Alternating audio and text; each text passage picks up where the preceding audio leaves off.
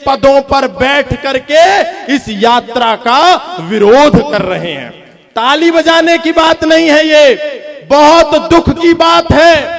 एक समय था सन 1923 में स्वामी श्रद्धानंद ने सबसे पहले पिछड़े और बिछड़े हिंदुओं को गले से लगाने के लिए, उनको यथोचित सम्मान दिलाने के लिए अखिल भारतीय शुद्धि सभा की स्थापना की थी और 10 लाख उन लोगों को घर वापसी कराई थी जो हमारे दलित भाई किसी कारण से यथोचित सम्मान ना मिलने के कारण या तो मुसलमान बन गए थे या फिर ईसाई बन गए थे।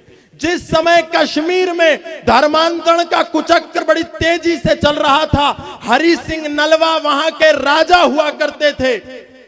स्वामी श्रद्धानंद को वहां कई लोगों ने बुलाया कि यहां बचा लो हिंदुओं को, गले से लगा लो हिंदुओं को।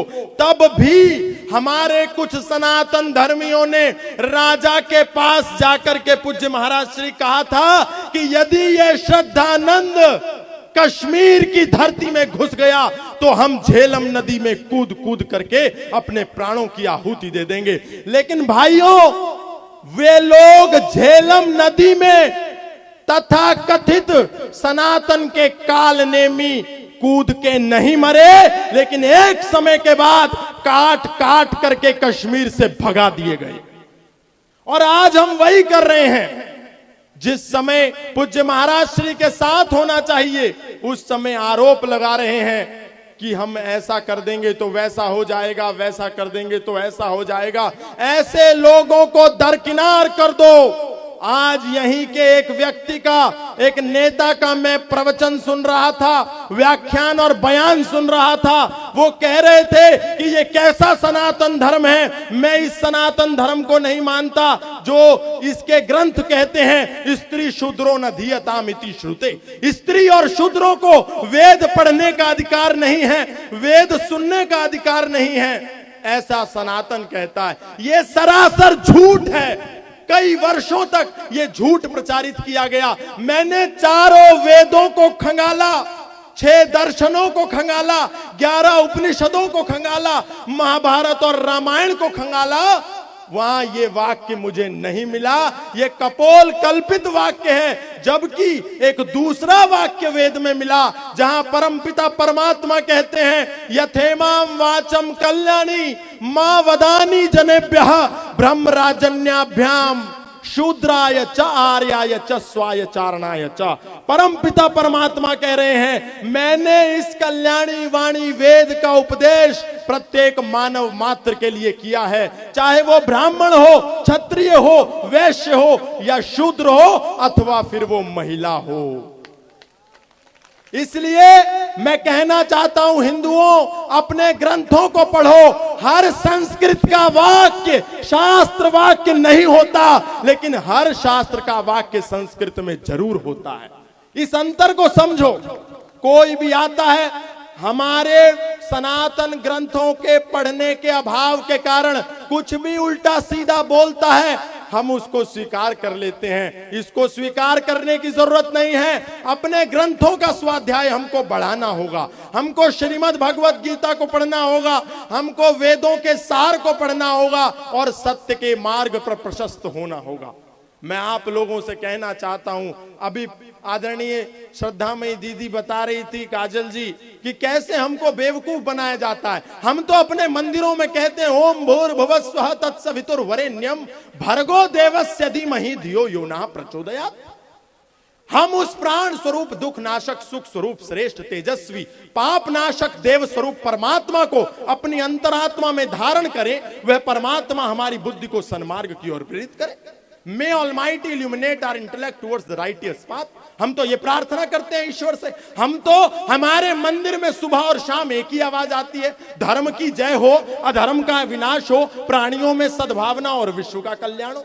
लेकिन चूंकि हम संस्कृत नहीं जानते, क्योंकि हम अपने ग्रंथों को नहीं जानते, तो हम सोचते हैं जैसे हम संस्कृत में ईश्वर से कामना कर रहे हैं सबके कल्याण की, सर्वे भवन्तु सुखिनः सर्वे सन्तु निरामया सर्वे भद्राणि पश्यन्तु मा कश्चित् दुःख भाग् भवेत्, ऐसे ही ये दिन में 5 बार जो आवाज आती है ये अपनों की उपासना कर रहे होंगे, अपनों की इबादत कर रहे होंगे।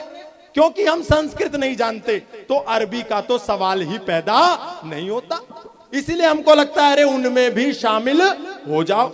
जबकि वास्तविकता है कि जो 5 बार आवाज आ रही है वो किसी की इबादत नहीं है, अपितु प्रत्येक हिंदू को चुनौती है। और वो कह रहे हैं कि ला इलाहा इल्लल्लाह मुहम्मदुर रसूलुल्लाह, अशहदु अल्ला इलाहा इल्लल्लाह व अशहदु अन मुहम्मदन अब्दुहु व रसूलुहु। वो कह रहे हैं अल्लाह ताला के सिवा कोई इबादत करने योग्य नहीं है और मोहम्मद साहब के सिवा उसका कोई रसूल नहीं है। हमको लगता है इबादत कर रहे हैं, इबादत नहीं कर रहे। हमको चेतावनी दे रहे हैं कि अल्लाह के सिवा यदि राम की यात्रा निकाली तो पत्थर बरसाने के लिए हम तैयार बैठे हैं। जागो, अपने हृदय में उस चेतना को जागृत करो। हमको लगता है वेद कह रहा है इंद्रम वर्धन्तो अप्तुरहा पाघ्नन्तो रावणा कृण्वन्तो विश्वमार्यम। दुनिया का इतिहास है 1,98,08,53,125 वर्ष पुरातन वैदिक संस्कृति के इतिहास के एक भी पन्ने में हम ऐसा पन्ना नहीं निकाल के ला पाएंगे जिसमें सनातन को किसी पर तलवार के आधार पर थोपा हो, किसी को लालच के आधार पर सनातनी बनाया हो। सनातन का प्रचार यदि कभी हुआ है तो वो केवल और केवल विचार के आधार पर हुआ है। लोग आए और आकर के सनातनी बन गए। सनातन का सिद्धांत इतना गहरा था कि मौलाना महबूब अली आए, उन्होंने वेद को पढ़ा और महेंद्र पाल आर्य बन गए।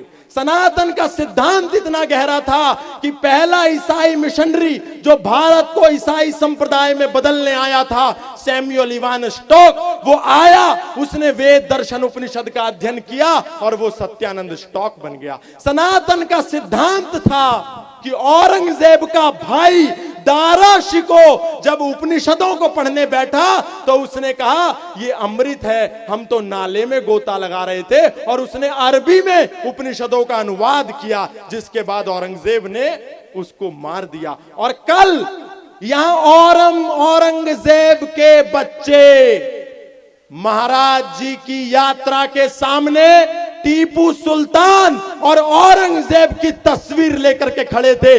मैं उनको कहना चाहता हूं तुम्हारे औरंगजेब कब्रों से उठ भी जाएं तो इस यात्रा पे तुम बाल भी बांका नहीं कर पाओगे। कहीं का भी हो, चलिए मान लिया यहां का नहीं था, पर हिंदुओं की यात्रा पर औरंगाबाद की, क्षमा कीजिए, वो वीडियो ऐसे वायरल किया कि महाराज श्री की यात्रा की है। औरंगाबाद में ऐसा हुआ कि हिंदुओं की यात्रा पर टीपू सुल्तान की फोटो दिखाई और उसकी दिखाई औरंगजेब की। तो ये हमारे को क्या दिखाना चाहते हैं? मैं सनातन धर्म के इस सबसे बड़े मंच से कहना चाहता हूं, मुसलमानों, तुमको यदि इस देश में अशफाक उल्लाह खां का जूता भी अपने घर में लगाना है तो लगा लो, हम उसकी पूजा करेंगे। अब्दुल कलाम के जूते की भी पूजा करेंगे, लेकिन हम इस देश में जिन्ना, तैमूर लंग, टीपू सुल्तान को कभी सम्मान नहीं देंगे।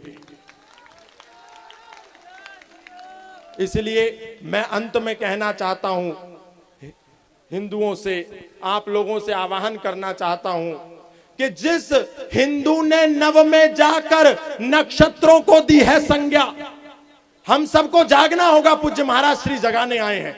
जिस हिंदू ने नव में जाकर नक्षत्रों को दी है संज्ञा, जिसने हिमगिर का वक्ष चीर भू को दी है पावन गंगा, अरे जिसने सागर की छाती पर पाषाणों को तैराया है, हर वर्तमान की पीड़ा को हर जिसने इतिहास बनाया है, अरे जिसके वेदों ने घोष किया कृण्वन्तो विश्वमार्यम का, जिसका गौरव कम कर न सकी रावण की स्वर्णमयी लंका, जिसके यज्ञों का एकहव्य 100 पुत्रों पर झनक रहा, जिसके आंगन में भयाक्रांत धनपति बरसाता झनक रहा, जिसके पावन बलिष्ठ तन की रचना महर्षि मुनियों ने की।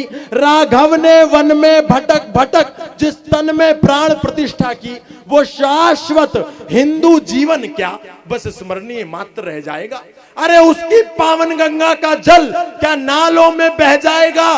उसके गंगाधर शिव शंकर क्या ले समाधि सो जाएंगे? उसके पुष्कर, उसके प्रयाग क्या गर्त